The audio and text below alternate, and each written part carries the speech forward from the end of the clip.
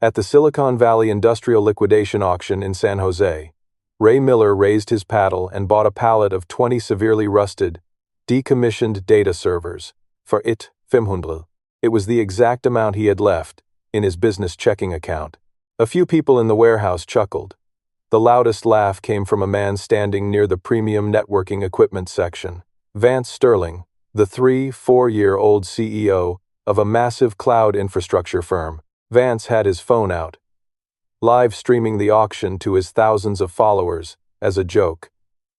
He pointed the camera directly at Ray, who was wearing a faded gray t-shirt and scuffed work boots.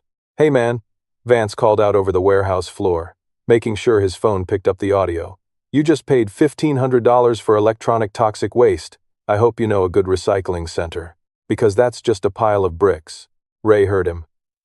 He looked at Vance for about 3 seconds. He didn't blush, didn't look down, and didn't argue.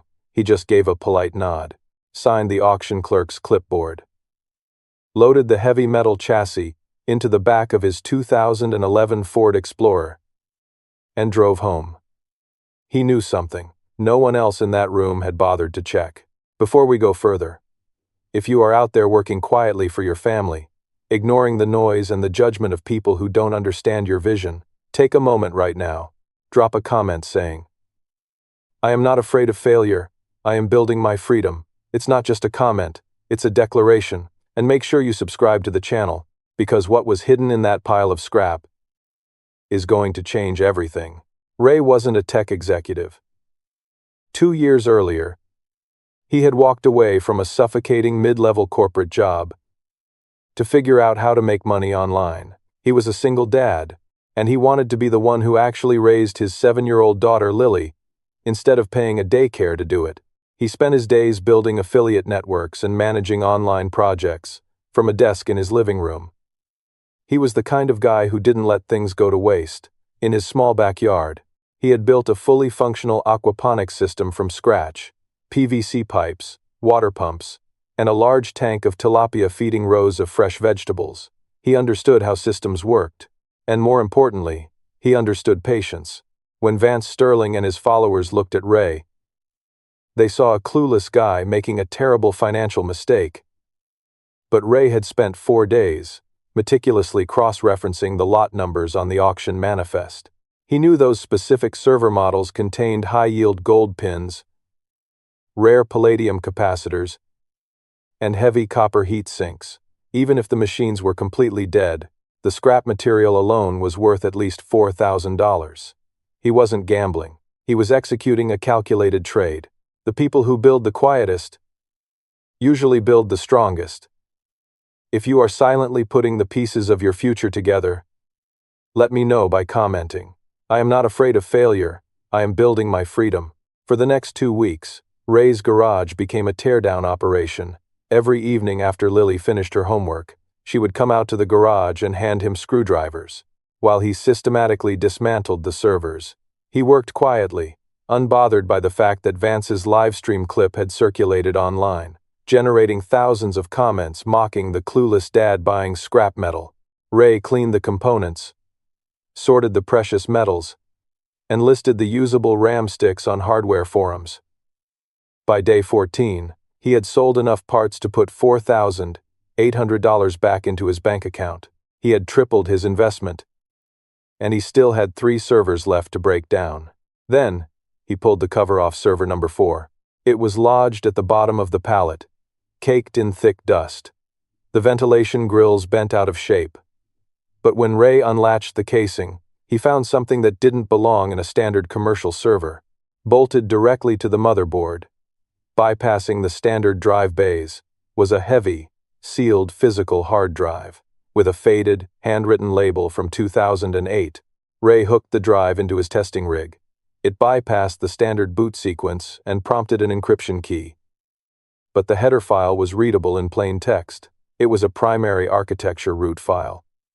The original, foundational source code for a network structure.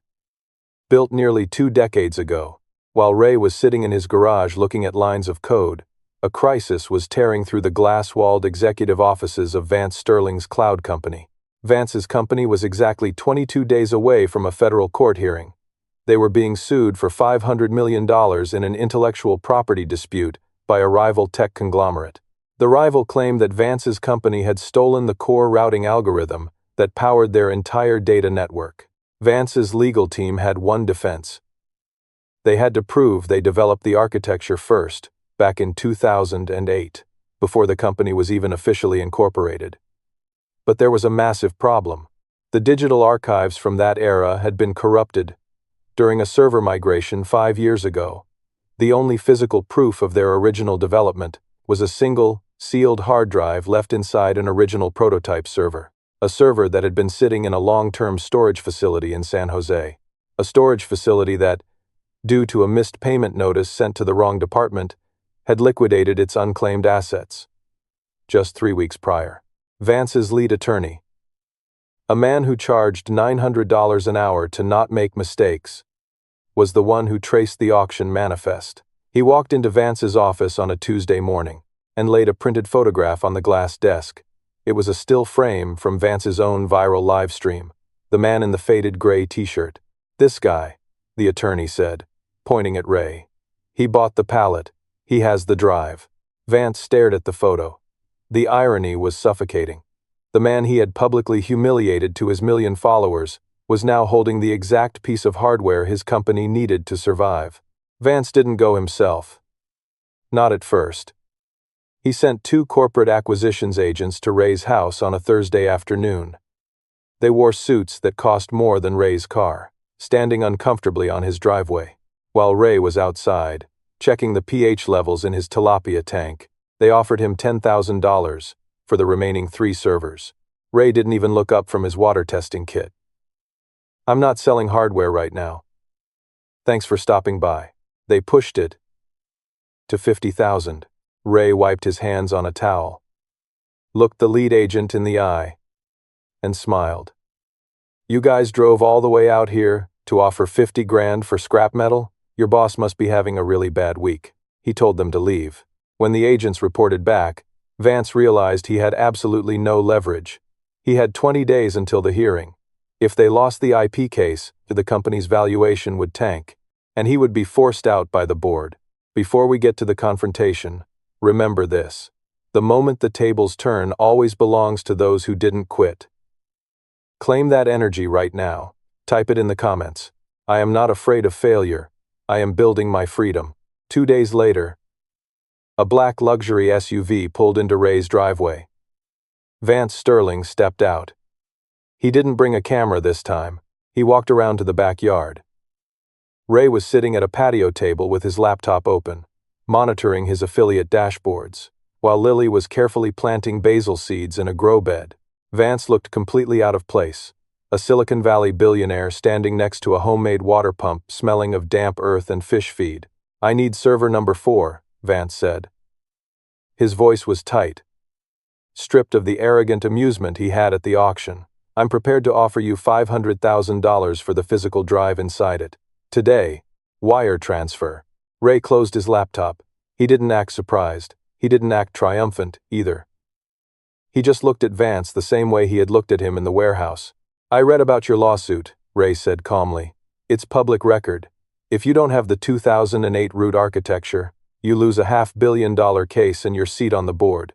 So no, Vance, you're not getting it for $500,000. Vance's jaw tightened. "What do you want? Name your price." $2 million for the drive, Ray said. "It wasn't a question. That secures my family." "But that's only part 1. Vance blinked. "What's part 2? Ray stood up and gestured to the green, thriving aquaponics system next to them. "There's an abandoned community center on the east side of town. Your company is going to buy it, renovate it, and fund a youth education center. Tech literacy combined with sustainable urban farming. You're putting $2 million into a trust to keep it running." "Done," Vance said quickly. "And Vance," Ray added, his voice dropping slightly, "your company's name doesn't go on the building. Neither does mine. No press releases, no PR campaign about how generous you are. You just write the check and walk away." Vance stared at the man in the faded t-shirt.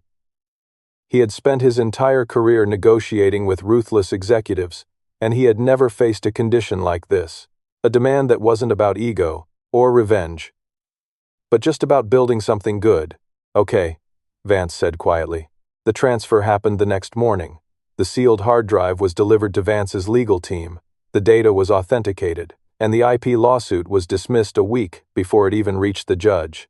Vance kept his word. The community center was fully funded, opening its doors 6 months later to kids who finally had a safe place to learn. As for Ray, he didn't post a victory video. He didn't brag on social media. The $2 million went into quiet investments. He just woke up the next morning, entirely free. He expanded his MMO operations, built a bigger aquaponics greenhouse, and spent his afternoons teaching his daughter how to grow things from the ground up.